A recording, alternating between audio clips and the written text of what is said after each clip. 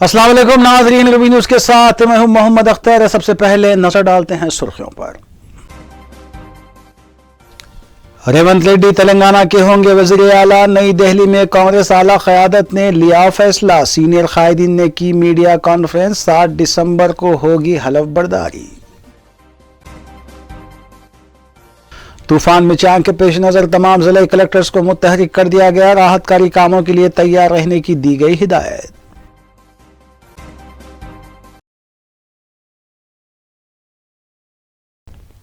अब खबरें तफसील से। All India Congress general secretary Venugopal ने नई दिल्ली में मीडिया से बात करते हुए बताया कि सदर ऑल इंडिया कांग्रेस मल्लिकार्जुन खड़गे ने तेलंगाना के नए वज़ीर आला के ओहदे पर सदर तेलंगाना प्रदेश कांग्रेस कमेटी रेवंत रेड्डी का इंतखाब किया है। रेवंत रेड्डी 7 दिसंबर को तेलंगाना के वज़ीर आला की हैसियत से हलफ लेंगे। उन्होंने बताया कि कांग्रेस ने इंतखाबात के मौके पर जो 6 जमानतें आवाम को दी थी उस पर अमल किया जाएगा। इस मीडिया कॉन्फ्रेंस में नायब वज़ीर आला कर्नाटक DK शिवा कुमार, इंचार्ज रियासत तेलंगाना कांग्रेस मानिकराव ठाकरे के अलावा 9 मुंतखबा अरकान असम्बली उत्तम कुमार रेड्डी और भट्टी विक्रमार्का भी मौजूद थे।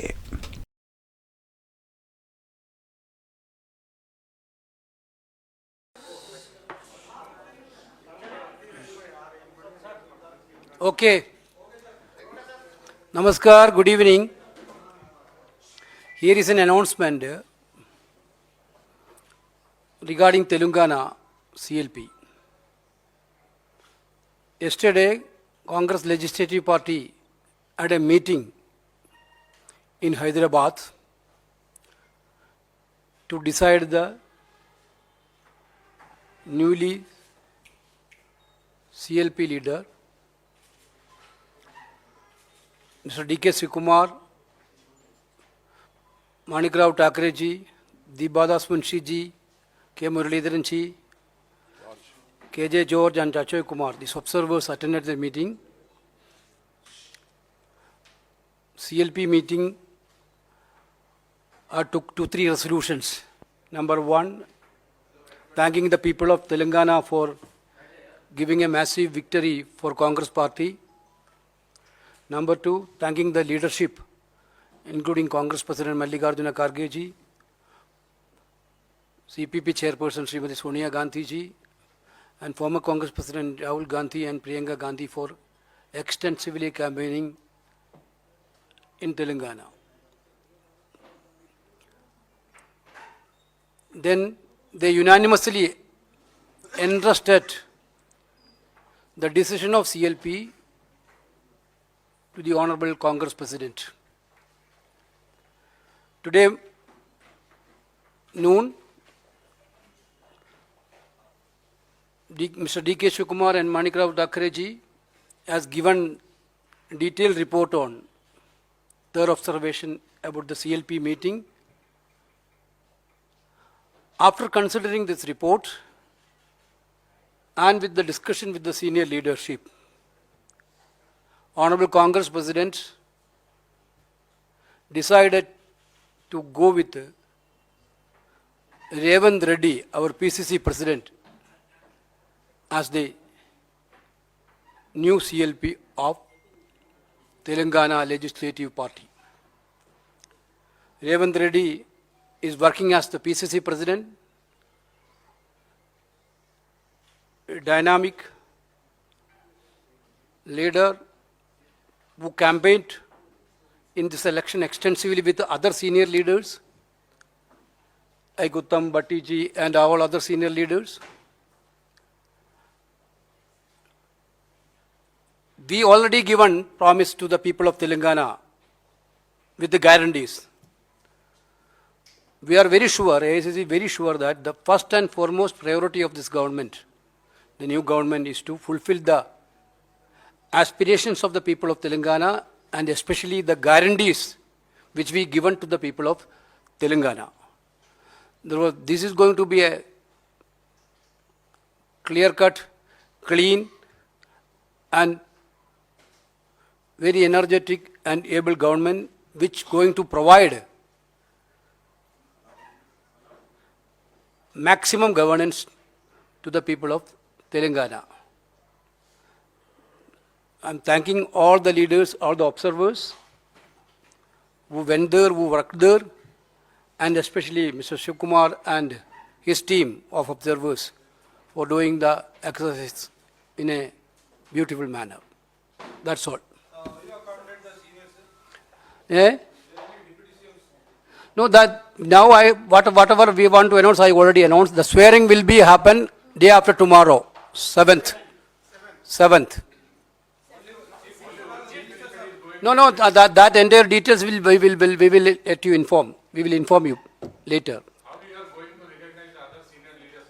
That you can see that we will recognize all the senior leader. This is going to be a team. This is not going to be a one-man show. This is going to be a team. Congress will go with a team. Okay.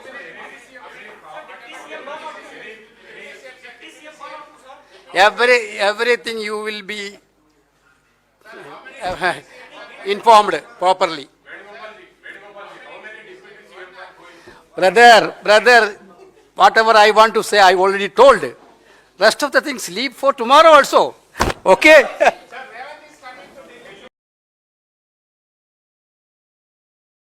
सदर all India Congress Mallikarjun खड़गे ने तेलंगाना के वज़ीर आला के ओहदे के इंतखाब के सिलसिले में नायब वज़ीर आला कर्नाटक डी.के. शिवा कुमार, इंचार्ज रियासत तेलंगाना कांग्रेस मानिकराव ठाकरे और ऑल इंडिया सेक्रेटरी वेणुगोपाल के हमरा इजलास मुनक्किद करते हुए वज़ीर आला के ओहदे के नाम को खतियत देने और नायब वज़ीर आला बशमूल 16 वज़रा के नामों को खतियत देने की ज़राए ने इत्तला दी है। वालगाई के काबिल अज़ीज़ उत्तम कुमार रेड्डी और भट्टी विक्रमार्का ने नई दिल्ली में डी.के. शिवा कुमार से मुलाकात करते हुए वज़ीर आला के ओहदे के लिए अपनी दावेदारी पेश की थी।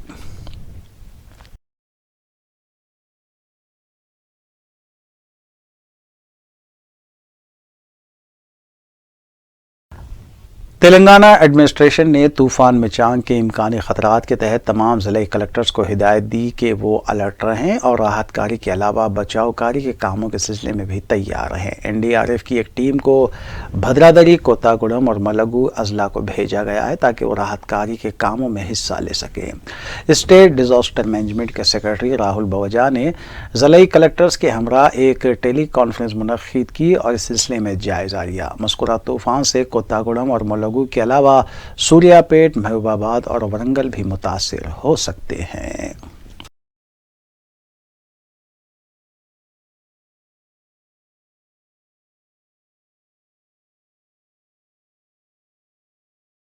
क़ायद कुल हिंद मजलिस इत्तेहाद मुस्लिमीन अकबरुद्दीन ओवैसी को पार्टी का फ्लोर लीडर मुंतखब कर लिया गया। ये 5वीं मरतबा है कि अकबरुद्दीन ओवैसी पार्टी के क़ायद मुक़न्ना मुंतखब हुए हैं।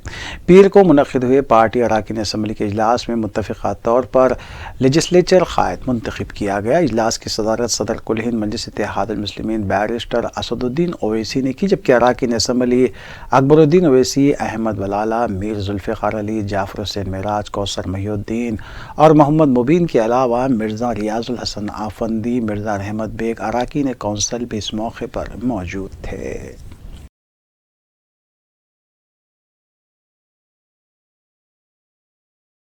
साबिक़ सदर प्रदेश कांग्रेस कमेटी उत्तम कुमार रेड्डी ने मीडिया से बात करते हुए बताया कि उन्होंने हुजूर नगर असम्बली हलके से मुंतखब होने के बाद मंगल के रोज़ पार्लियामेंट की रुकनीत से इस्तीफ़ा दे दिया है। उन्होंने बताया कि वज़ीर आला के मसले को लेकर पार्टी में कोई इख्तिलाफ़ात नहीं है। पीर के रोज़ CLP के इजलास में एक सतरी करारदाद मुत्तफ़िक़ा तौर पर मंजूर करते हुए वज़ीर आला के ओहदे के इंतखाब की जिम्मेदारी आला कमान और सदर ऑल इंडिया कांग्रेस मल्लिकार्जुन खड़गे के अलावा सोनिया गांधी और राहुल गांधी को दे दी गई है।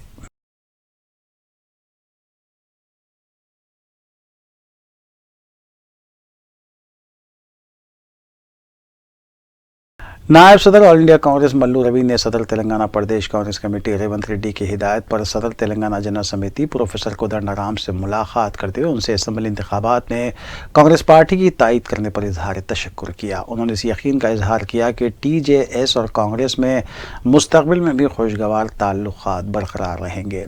प्रोफेसर कोदंडराम ने वाज़ेह किया कि उन्होंने बगैर किसी शर्त के कांग्रेस की तायद का फैसला किया था और वो महज वोटों की तकसीम को रोकने के लिए किया गया फैसला था, जिसके बेहतर नताइज सामने आए हैं।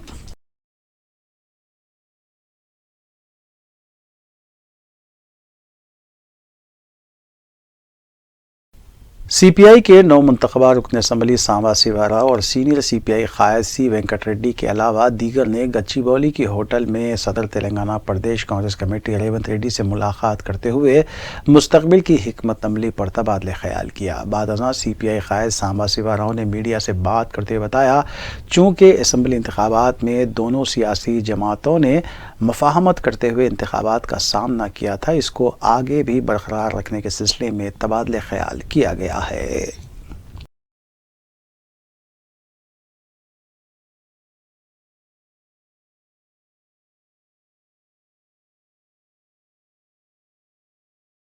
चंद्रानगुट्टा हल्के में पेश आए एक वाक़े में एक नामालूम नौजवान ने मजलिस इत्तेहादुल मुस्लिमीन के दफ्तर को आग लगाने की कोशिश की, ताहम इस वाक़े में दफ्तर के दरवाजे को नुकसान पहुंचा। मुतालिका पुलिस के मुताबिक सीसीटीवी कैमरे में नामालूम नौजवान का फुटेज कैद हो गया है, जिसकी बिना पर एक FIR भी दर्ज की गई है। सदर इब्तदाई सैयद शरीफ ने सिलसिले में शिकायत दर्ज करवाई थी, जिसके बाद पुलिस ने खुसूसी टीम तश्कील दी है।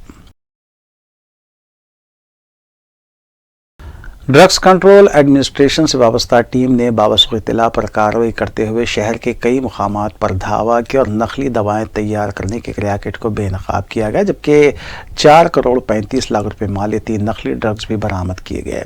मज़कूरा टीमों के मुताबिक तकरीबन 9 फार्मा कंपनियों के ड्रग्स पाए गए हैं। इस रैकेट में अस्ट्रिका हेल्थ केयर के सरबराह R सतीश रेड्डी असल सरगना है, जो मफरूर बताया गया है।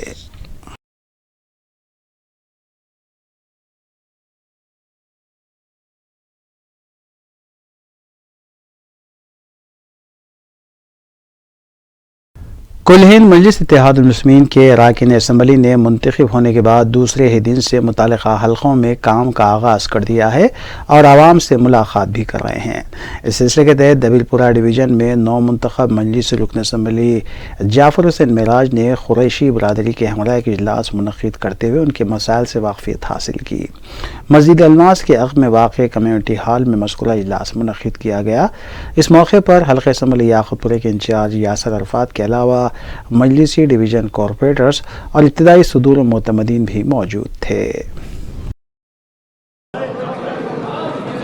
आज याक़ूतपुरा असम्बली कॉन्स्टिट्यूंसी में याक़ूतपुरा असम्बली कॉन्स्टिट्यूंसी में ऑटो रिक्शा वाले जो अपना ऑटो चला के रोज़मर्रा के अपने बीवी बच्चों के पालते हैं, उनके लिए एक यहाँ पर इजलास बुलाया गया था। चूँकि हम उनका तहे दिल से शुक्रिया अदा करना चाहते हैं।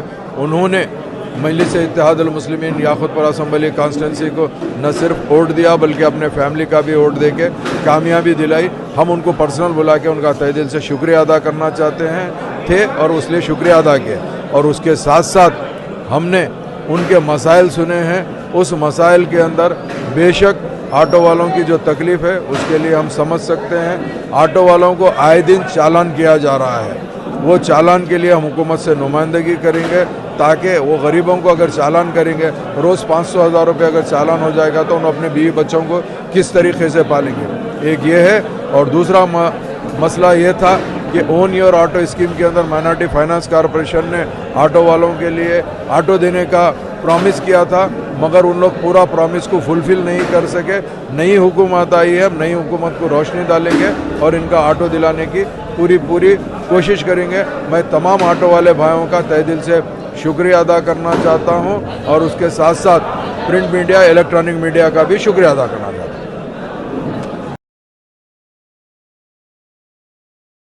हैदराबाद जर्नलिस्ट फोरम की जानिब से सीनियर सहाफ़ी जनाब सैयद अली हैदर रज़वी की खिदमात को खराज पेश करने की गर्ज से जलसे ताज़ियत का अहतमाम 6 दिसंबर बवक्त 7:30 बजे उर्दू घर में मुनक़िद किया जा रहा है। इस जलसे की निगरानी सैयद जाफ़र हुसैन एडिटर रोज़नामा सदाए हुसैनी करेंगे, जबकि प्रोफेसर मजीद बेदार, डॉक्टर जावेद कमाल, डॉक्टर हबीब इमाम क़ादरी, सहाफ़ी सैयद सज्जाद हसनैन, महबूब खान असगर, एडवोकेट मोहम्मद वाहिद अली ख़ान, मोहम्मद अली जैदी, साहिबजादा सैयद मुबारकुल्लाह बरकत के अलावा दीगर अहबाब जलसे से खिताब करेंगे। हैदराबाद जर्नलिस्ट फोरम के सरबराह अब्दुल हामिद मन्नान ने शिरकत की गुजारिश की है। नाज़रीन, रूबी न्यूज़ की दीगर अहम खबरों पर नज़र। वज़ीर-ए-आज़म नरेंद्र मोदी ने अफ्रीका में सिक्योरिटी और दूसरे चैलेंजेस से निपटने के लिए मिलकर काम करने पर जोर दिया है। कीनिया के सदर के साथ मुश्तरका प्रेस कॉन्फ्रेंस से खिताब करते हुए मोदी ने कहा कि दोनों ममालिक के ताल्लुकात मुस्तहकम हैं और इसे मज़ीद फ़रोग़ दिया जाएगा। वज़ीर मोदी ने यह भी कहा कि केन्या और हिंदुस्तान के दरमियान इंडो पैसिफिक इलाक़े में दोनों ममालिक के बाहमी मफादात को भी मुस्तहकम बनाया जाएगा। भारत में स्वागत करते हुए मुझे बहुत प्रसन्नता हो रही है। मुझे खुशी है कि अफ्रीकन यूनियन के G20 में शामिल होने के कुछ समय बाद उनकी यात्रा हो रही है। भारत की विदेश नीति में अफ्रीका को हमेशा उच्च प्राथमिकता का स्थान दिया गया है। पिछले लगभग एक दशक में हमने मिशन मोड में अफ्रीका के साथ अपना सहयोग बढ़ाया है। मुझे विश्वास। लोकसभा में आज मरकज़ी दाखिला अमित शाह ने जम्मू कश्मीर रिजर्वेशन तरमीमी बिल 2023 और जम्मू कश्मीर रीऑर्गेनाइजेशन तरमीमी बिल 2023 को मुबाहिस के लिए पेश किया। आखिरी खबरें मौसूल होने तक इस बिल पर लोकसभा में मुबाहिस जारी थे, जिसमें मुख्तलिफ पार्टियों के अरकान ने हिस्सा लिया। माननीय अध्यक्ष जी, मैं प्रस्ताव करता हूं कि जम्मू कश्मीर आरक्षण अधिनियम 2004 का और संशोधन करने वाले विधेयक पर विचार किया जाए और जम्मू कश्मीर पुनर्गठन अधिनियम 2019 का और संशोधन करने वाले विधेयक पर विचार किया जाए। आप कुछ बोलना चाहते हैं? श्री अमर सिंह जी।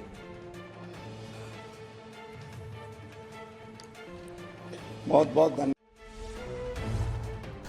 राजस्थान के वज़ीर अशोक गहलोत ने मध्य प्रदेश, राजस्थान और छत्तीसगढ़ में इंतखाबी नताइज को लेकर कहा है कि ऐसे नताइज की उन्हें तवक्को नहीं थी। उन्होंने कहा कि उन्होंने मकामी मसाइल और तरक्की के नाम पर इंतखाब लड़ा है, लेकिन बीजेपी ने अवाम को गुमराह किया है। मध्य प्रदेश में तो एक धारणा थी कि कांग्रेस जीत रही है, पर नतीजे जो आए वो बिल्कुल अप्रत्याशित आए हैं।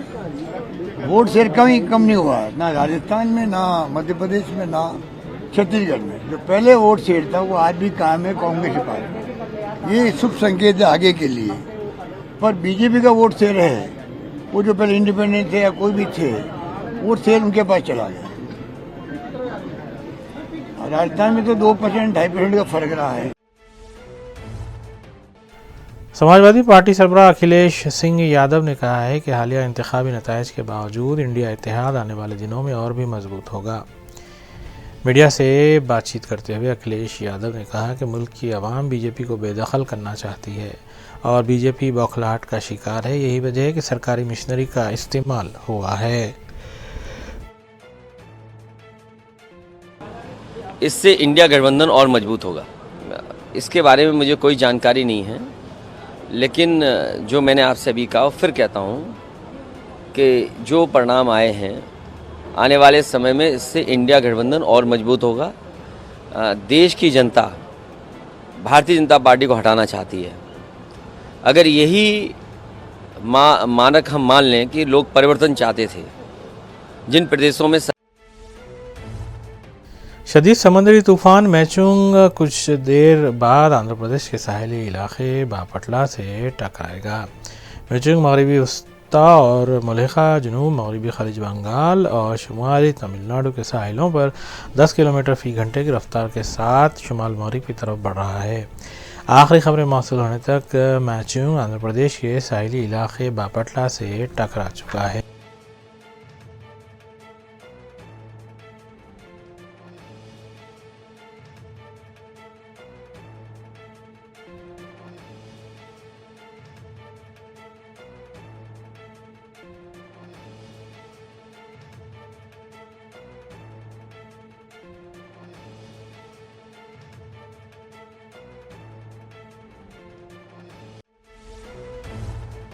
कौमी महकमे मौसमियात के MD मृत्युंजय महापात्रा ने कहा है कि समुद्री तूफान मैचुंग आंध्रा के ओंगोल से 20 किलोमीटर के फासले पर था और ये आहिस्ता शुमाल की तरफ बढ़ रहा था। आंध्र प्रदेश के साहिली इलाके बापटला पर यह टकरा है, जिसकी वजह से 90 से 100 किलोमीटर की रफ्तार से हवाएं चली हैं। जिसका नाम है मिजोरम, आज 11:30 बजे आंध्र प्रदेश कोस्ट के आसपास प्रकाशम जिले की ओनगोल से लगभग 20 किलोमीटर दूरी पे केंद्रीभूत है और ये धीरे धीरे उत्तर की दिशा में गति कर रहे हैं। अगले 2 घंटे में आंध्र प्रदेश कोस्ट को बापाटला के आसपास हिट करेगा। इसका विंड स्पीड 90 to 100 km/h चल रहे हैं। यही विंड स्पीड के साथ ये तट को पार करेगा। इसके प्रभाव में पास्ट 24 आवर्स में नॉर्थ कोस्टल तमिलनाडु और कोस्टल आंध्र प्रदेश में एक्सट्रीमली हेवी रेनफॉल रिकॉर्ड किया गया है। आज तमिलनाडु में रेनफॉल ज़्यादा नहीं हो रहा है और नहीं होने का भी उम्मीद है। समुद्री तूफान मैचुंग की वजह से आंध्र प्रदेश के कई इलाकों में नुकसान भी हुए हैं। बापटला में ताहाल 22.2 सेंटीमीटर, नेल्लोर में 21.8, कवाली में 14.5, तिरुपति में 12.6 और ओंगोल में 18.8 सेंटीमीटर बारिश भी रिकॉर्ड की गई है।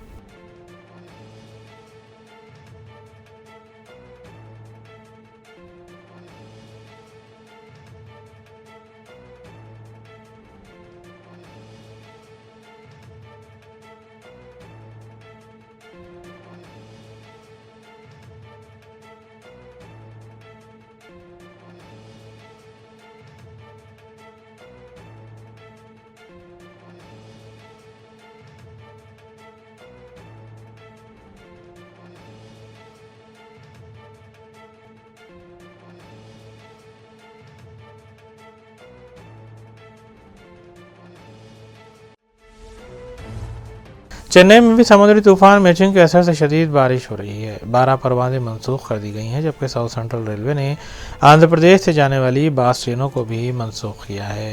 इसके अलावा स्कूलों में भी तातील का ऐलान किया गया है, जबकि चेन्नई में 8 अमवात की खबरों की तस्दीक हुई है।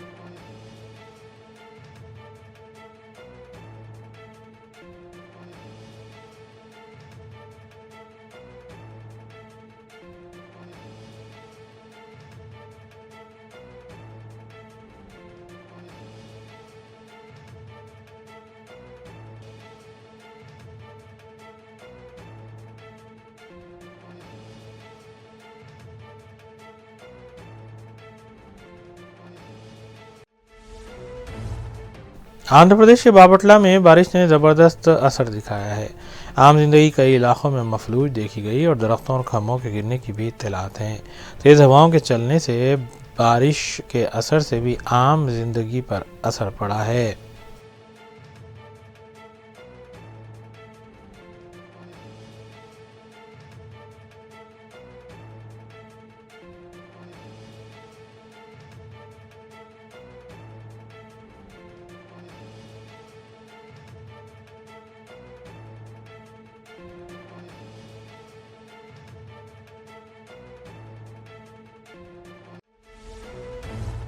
तमिलनाडु चेन्नई मदुरवायल में बारिश का पानी मकानात में दाखिल हो चुका है। कई सड़कें यहां पानी में डूबी हुई देखी गईं और आवाम को भी मुश्किलात का सामना करना पड़ा।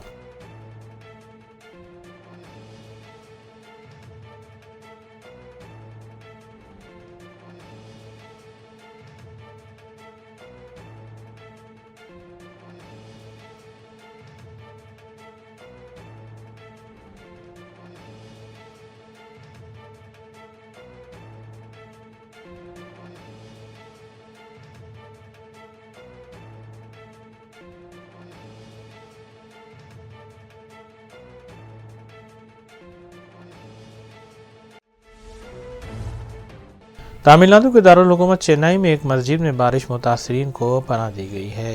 मकामी मुसलमानों के इस जज्बे की सताइश की जा रही है और जबकि मुतासरीन के लिए नाश्ते का भी इंतज़ाम किया गया।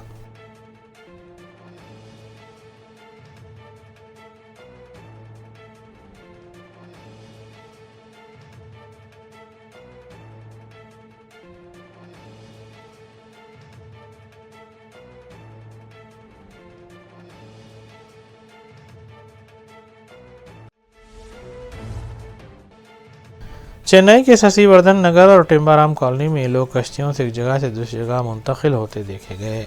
कई इलाकों में सैलाब की सूरत हाल देखी गई, जबकि मकानात में पानी दाखिल होने से आवाम महसूर होकर रह गए हैं।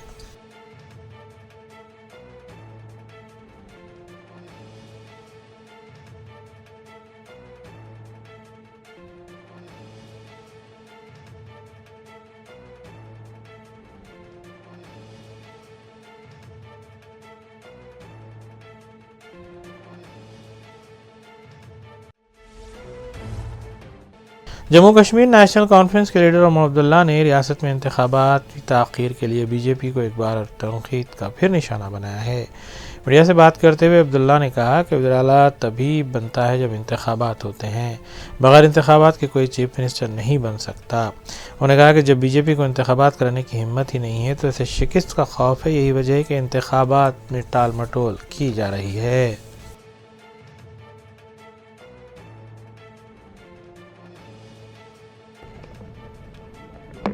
चीफ मिनिस्टर तब बनता है जब इलेक्शन होते हैं। बिना इलेक्शन किए कोई चीफ मिनिस्टर नहीं बनता। जब बीजेपी इलेक्शन करने की मतलब मूड में ही नहीं है, जब उनको इलेक्शन करने की हिम्मत नहीं है, जब वो जानते हैं कि लोगों के सामने उनको भारी मतलब हार का सामना करना पड़ेगा। अरे आप असेंबली छोड़िए, पंचायत के इलेक्शन करने के लिए ये लोग तैयार नहीं है। 5 जनवरी को आपकी पंचायतें ख़त्म होंगी, आपके म्यूनसिपैलिटीज़ एक एक करके ख़त्म हो गए, म्यूनसिपैलिटी इलेक्शन हो नहीं रहे हैं। असेंबली का ये कहाँ से दावा कर रहे हैं? रही बात नंबरों की, अपने तरफ से ये पूरी कोशिश कर रहे हैं। आज भी होम मिनिस्टर ऑफ इंडिया ने आखिर में सुर्खियां एक बार फिर। रेवंत रेड्डी तेलंगाना के होंगे वज़ीर आला। नई दिल्ली में कांग्रेस आला क़यादत ने लिया फैसला। सीनियर कायदीन ने की मीडिया कॉन्फ्रेंस। 7 दिसंबर को होगी हलफ बर्दारी।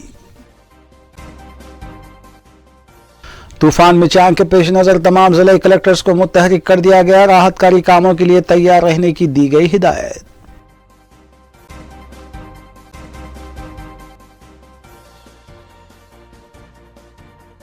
नाज़रीन, रूबी न्यूज़ के फीडबैक के लिए स्क्रीन पर दिए गए नंबर पर आप कॉल कर सकते हैं या ईमेल के जरिए हमें पैगाम भी भेज सकते हैं। इसी के साथ रूबी न्यूज़ यहीं इख्तिताम पज़ीर होती है। रूबी न्यूज़ की सारी टीम को दीजिए इजाज़त। अल्लाह हाफ़िज़।